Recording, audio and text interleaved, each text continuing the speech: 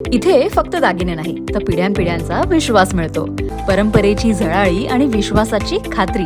Kailas अडगावकर jewellers, Datta मंदिर bus stop, Nashik road.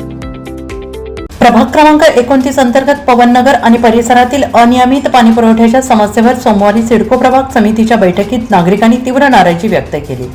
नगरसेवक भूषण राणे यांच्या नेतृत्वाखाली महिला आणि नागरिकांनी संबंधित अधिकाऱ्यांना घेराव घालत नियमित पाणी पुरवठ्याची मागणी केली. अनेक दिवसांपासून पाणी मिळत नसल्याने घरगुती कामकाज विस्कळीत झाल्याची तक्रार करण्यात आली. नागरिकांच्या आक्रमक भूमिकेमुळे बैठकीत काही काळ तणाव निर्माण झाला. आमच्या ह्या नागरिकांच्या भागापासून अवघ्या 50 मीटर अंतरावर पाण्याची टाकी असताना सुद्धा आम्हाला पाणी मिळत नाही. हे आमचं दुर्भाग्य आहे. आम्ही दुर्भाग्य म्हणतो आणि नगरसेवक म्हणून आम्ही यांना पाणी देऊ शकत नाही हे सुद्धा आम्हाला याची खंत वाटते.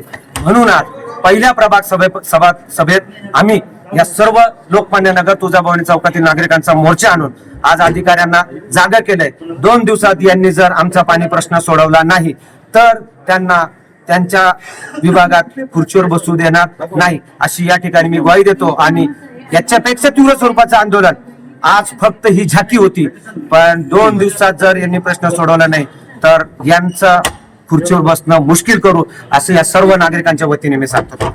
धन्यवाद. अखेरीस अधिकाऱ्यांनी तातडीनं उपाययोजना करून पाणी पुरवठा सुरळीत करण्याचे आश्वासन दिले असून आश्वासन पूर्ण न झाल्यास तीव्र आंदोलनाचा इशारा नागरिकांनी दिला आहे.